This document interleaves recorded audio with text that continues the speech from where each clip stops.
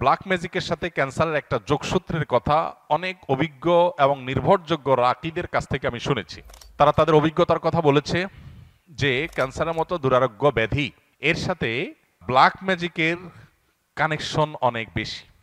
রুকিয়া শরিয়ার সবচাইতে সহজ এবং স্বাভাবিক পন্থা হলো ডায়াগনোসিসের, যে কোরআনে কারিমের তেলাওয়াত, রুকিয়ার আয়াতগুলোর তেলাওয়াত এবং এ জাতীয় বিষয়াশয়গুলো যখন করা হয় তখন রোগী তার মধ্যে অবস্থার পরিবর্তন হয়, অস্থিরতা আর না হলে প্রশান্ত অনুভব করা, এগুলো দেখে মোটামুটি রাকিরা নিরূপণ করেন যে সে এফেক্টেড কিনা। আরও নানাবিধ উপায় আছে, এটা তার মধ্যে একটা। তো এই যে নাম বাপের নাম জেনে পুরা গোষ্ঠীর ডায়াগনোসিস করা, দূর থেকে শুধুমাত্র এই নাম দিয়ে ডায়াগনোসিস করা, এটাকে রুকিয়া শরিয়ার সাথে জড়িত রাকিরা সঠিক বলেন না। এটা হলো একটা কথা।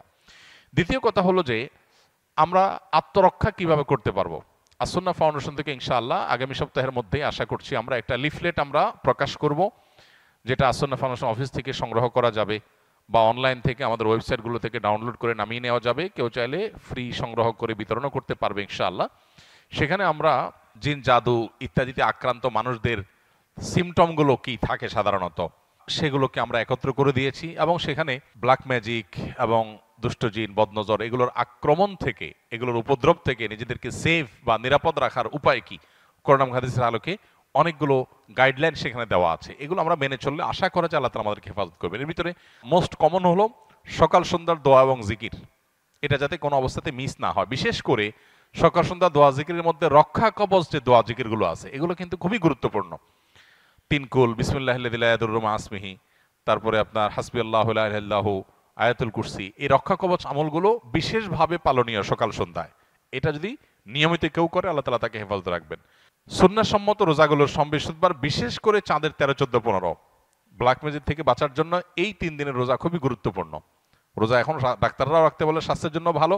নবী সাল্লাল্লাহু আলাইহি ওয়াসাল্লাম বহু আগে বলে গেছেন, এখন সেটার নানা স্বাস্থ্যগত উপকারী দিকও আমরা জানতে পারছি।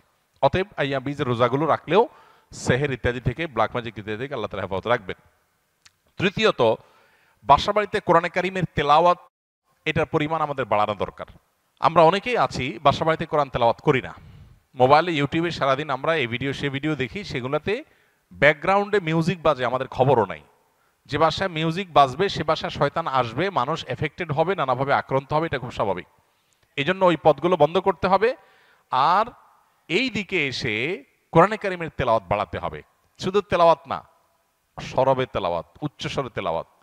উচ্চস্বরে বলতে চিৎকার চেঁচামেচি আমি বলছি না, যতটুকু শব্দ দিয়ে স্বাভাবিকভাবে তেলাওয়াত করা যায় বাসার বাড়িতে ততটুকু তেলাওয়াত, ততটুকু সরবে তেলাওয়াত। এটা আজকাল উঠে গেছে। যারা নিয়মিত তেলাওয়াত করেন তারাও আস্তে আস্তে তেলাওয়াত করেন, আর অনেকে বাসা বাড়িতে তেলাওয়াতই করেন না। তো এই কাজগুলো আমাদের নিয়মিত করা দরকার। এর বাইরে আরো বেশ অনেকগুলো গাইডলাইন দেওয়া আছে আমাদের ওই লিফলেটে। ইনশাআল্লাহ লিফলেটটা আপনার আগামী সপ্তাহ থেকে আশা করি পেয়ে যাবেন। আল্লাহ তাআলা আমাদের সবাইকে এ জাতীয় সব অসুবিধা থেকে, দুরারোগ্য ব্যাধি থেকে, মুসিবত থেকে হেফাজত রাখুন। বেশ কিছুদিন আগে আমার পরিবারের একজন সদস্য জাদুগ্রস্ত হয়েছিল। তখন আমার এবং আমার পরিবারের সদস্যদের রুকিয়া সম্পর্কে তেমন সঠিক ধারণা ছিল না। রোগীর অবস্থা খুবই ভয়ঙ্কর এবং অস্বাভাবিক হওয়ায় ইচ্ছা না থাকার পরেও কবিরাজের কাছে নিয়ে যেতে হয়। কবিরাজ থাকার ঘরে এবং রোগীর শরীরে রাখার জন্য কিছু তাবিজ দেয়, কিন্তু আমি আপনার এবং আরো আলেমদের বক্তব্য দেখেছি এই ধরনের পরিস্থিতি থেকে পরিত্রাণ পাওয়ার জন্য বাড়িতে বেশি বেশি আয়াতুল কুরসি, সূরা বাকারা, ইখলাস, ফালাক, নাস তেলাওয়াত করতে এবং অডিও প্লে করতে বলেছেন। সেই অনুযায়ী আমল করেছি পরিবারের সকলে। প্রথম রোগী কোরআন তেলাওয়াত শুনতেই পারতো না, ধীরে ধীরে আল্লাহর রহমতে সে এখন পরিপূর্ণ সুস্থ স্বাভাবিক আছে। এখন আমার প্রশ্ন হলো, আমরা যে তাবিজগুলো আনলাম এতে করে কি আমাদের শিরকের পাপ হয়েছে কিনা? শিরকের পাপ হয়ে থাকলে ক্ষমার জন্য করণীয় কি? 2, তাবিজগুলো এখনো বাড়িতে এবং তার শরীরে রয়েছে, সেগুলো কি করব? 3, যারা মানুষের ক্ষতি করার জন্য এরকম জাদু করে তাদের বিরুদ্ধে আল্লাহ তাআলা পবিত্র কোরআনে কি বলেছেন। দেখুন, শেষটার কথা আগে বলি। যারা কাউকে ব্ল্যাক ম্যাজিক করে, জাদু করে, এই জাতীয় তাবিজ কবজ করে, মানুষের ক্ষয়ক্ষতি করার চেষ্টা করে, অনেক সময় আপোষের তাবিজ করে, তারা সবাই গুনাহে লিপ্ত। এবং যারা এই জাতীয় জাদুর কাজ করে, সে জাদুকর, তারা ইসলামী শরিয়ার বিচারে মৃত্যুদণ্ড পাওয়ার মতো অপরাধে লিপ্ত। অর্থাৎ ইসলামী বিচার ব্যবস্থা থাকলে ইসলামী আদালত, বিচারিক আদালত তাদের মৃত্যুদণ্ড ঘোষণা করবে। এই রকম জঘন্য অপরাধ তারা করে, কারণ এর মাধ্যমে একটা মানুষকে শেষ করে ফেলা হয়। ব্ল্যাক ম্যাজিক সম্পর্কে যারা এই মুসিবতে পড়েছেন তারা হাড়ে হাড়ে টের পাচ্ছেন এটা কি জিনিস। নবী সাল্লাল্লাহু আলাইহি ওয়াসাল্লাম পরিষ্কারভাবে বলেছেন, এইটা ওটকে হাড়ি পর্যন্ত আর মানুষকে কবর পর্যন্ত পৌঁছায় দেয়। ব্ল্যাক ম্যাজিক বা কালো জাদু, এটার ফলে ওটের মধ্যে যদি বদনজর লাগে অথবা ব্ল্যাক ম্যাজিক লাগে, এই বদনজর ব্ল্যাক ম্যাজিক এগুলো ওটকে অসুস্থ করতে করতে একটা সময় এমন পর্যায়ে নিয়ে যায় যে জবে করে তাকে খেয়ে ফেলতে হয়, হাড়ি পর্যন্ত চলে যায়, বাঁচার অবস্থা থাকে না। তার মালিক তাকে রুগ্ন হওয়ার কারণে একটা পর্যায়ে এসে মরণাপন্ন হয়ে গেলে তাকে জবাই করে খেয়ে ফেলতে হয়। আর মানুষ বদনজর এবং সেহের এগুলোর কারণে অসুস্থ হতে হতে হতে একসময় কবর পর্যন্ত চলে যায়। তো এই জন্য যারা এই কাজগুলো করে তারা শুধু কবিরা গুনাহে লিপ্ত তা নয়, বরং মানুষ হত্যার যে অপরাধ ক্ষেত্র বিশেষে তারা সেই অপরাধে অপরাধী, এবং তার চাইতে আরো জঘন্য, শুধু মানুষ হত্যাই করছে না, একই সঙ্গে শিরকেও তারা লিপ্ত, কারণ এখানে শয়তানের সাহায্য নেওয়া হয়, বিশেষ করে ব্ল্যাক ম্যাজিকের ক্ষেত্রে। কেউ যদি আগে থেকে এরকম তাবিজ কবজ নিয়ে থাকে, বিশেষ করে তাবিজ কবজের মধ্যে ফেরাউন, নমরুদ, হামান, অমুক তমুক লেখা থাকে এবং অনেক সাংকেতিক বিষয় আসলে লেখা থাকে, তাদের উচিত তওবা করা। প্রথমত নবী করিম সাল্লাল্লাহু আলাইহি সাল্লামের যে চিকিৎসা পদ্ধতি, এর মধ্যে তাবিজ দেওয়া নেওয়া ছিল না। তিনি কখনো তাবিজ কাউকে দেননি, নিজে ব্যবহার করেননি। তিনি কি করেছেন? ঝাড়ফুঁক করেছেন, কোরআনে কারিমে আয়াত পড়ে ফু দিয়েছেন, অন্যকে দিয়েছেন। এটা হলো সুন্নাহসম্মত ট্রিটমেন্ট। অতএব আপনার আগের যেগুলো আছে তাবিজ, সেগুলোকে আপনি নষ্ট করে ফেলবেন, ডেস্ট্রয় করে ফেলবেন ইনশাআল্লাহ। আর ইতিপূর্বে যে করা ভুল, কবিরাজের কাছে আপনি গিয়েছেন, ভুল ভাল কাজ করেছেন, সেজন্য আল্লাহর কাছে তওবা করবেন, সংকল্প করবেন, ইনশাআল্লাহ আশা করি যে আল্লাহ তাআলা আপনাকে মাফ করবেন। আর এখানে আপনার বক্তব্য থেকে বোঝা গেল যে যারা সেহের সম্পর্কে ধারণা রাখে না, তারা যদি সত্যানুসন্ধানের দৃষ্টিতে খোঁজার চেষ্টা করে তাহলে তারা পথ পেয়ে যাবে।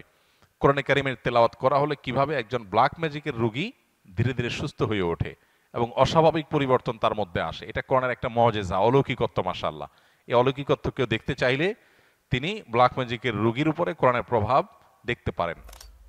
ওয়াহাবি ও সুন্নির মধ্যে পার্থক্য কি? এটা তো কমন একটা বিষয় আমাদের দেশে। সৌদি আরবের আব্দুল হাব নজদির অনুসারী যারা, বিশেষ করে যারা বেদাত এবং শিরকের ব্যাপারে একটু বেশি কঠোর এবং সচেতন, আমাদের সমাজে তাদেরকে ওয়াহাবি বলে মানুষ চিনে। যদিও ওয়াহাবি হওয়াটা কারোর কাছে গৌরবের, আবার কেউ এটাকে গালি হিসেবে দেয়। আবার এর বিপরীতে যারা আহলে সুন্নাত জামাতের অনুসারী বলে দাবি করেন নিজেদেরকে, তারা নিজেদেরকে সুন্নি হিসাবে পরিচয় দেন। তাদের ব্যাপারে আবার ওয়াহাবি পরিচয় বা ওয়াহাবি ট্যাগ যাদেরকে দেওয়া হয়, তাদের দৃষ্টিভঙ্গি হলো যে এরা বেদাতের ব্যাপারে অনেক বেশি তারা আপনার শিথিল এবং বেদাতে অনেক বেশি লিপ্ত। এখানে অবশ্য বেদাতের সংজ্ঞা পরিচয় নিয়ে নানাবিধ মতো পার্থক্য আছে। এটা এমন একটা বিষয় যে এগুলো চাইলেই আমরা এই বাউন্ডারিগুলো দূর করে ফেলবো, এই ওয়ালগুলো দূর করে, দূরত্বগুলো দূর করে সব একাকার করে ফেলবো সম্ভব না। তবে হ্যাঁ, কোনো মুসলমানের মধ্যেই মৌলিক কিছু বিষয় আছে যেগুলোতে কোনো পার্থক্য বা ভিন্নমত থাকার সুযোগ নাই। এর ভিতরে একটা হলো আমরা কিতাবুল্লাহ এবং সুন্নাতে রাসূলুল্লাহর অনুসরণ করব, এর মধ্যেই নাজাত, এটাই হলো সেফ এবং নিরাপদ পথ। অতএব আমরা যত বেশি সুন্নাহর কাছাকাছি থাকবো বা সুন্নাহর উপরে থাকবো, তত বেশি আমরা নিরাপদ থাকবো ইনশাআল্লাহ। কিয়ামতের আগে বহুবিধ দল এবং ফেরকা তৈরি হবে। নবী সাল্লাল্লাহু আলাইহি ওয়াসাল্লাম বলেছেন, কুল্লুহুম ফিন্নার ইল্লা মিল্লাতুন ওয়াহিদা, এর মধ্যে একটা ফেরকা নাজাত প্রাপ্ত হবে। তারা কারা? তারা হলো মা আনা আলাইহি ওয়া আসহাবি, নবী সাল্লাল্লাহু আলাইহি ওয়াসাল্লাম তার সাহাবীরা যে পথে ছিলেন। বাস আমরা নবী সাল্লাল্লাহু আলাইহি ওয়াসাল্লাম এই কাজটা এভাবে করেছেন কিনা, করতে বলেছেন কিনা, সেটাকে আমরা আমাদের অবলম্বন হিসেবে গ্রহণ করলে এটাই হবে আমাদের জন্য নিরাপদ। ট্যাগ, নাম যাই দেয়া হোক না কেন, অতএব সেটা হলো আমাদের কাছে মুখ্য এবং মূল বিষয়।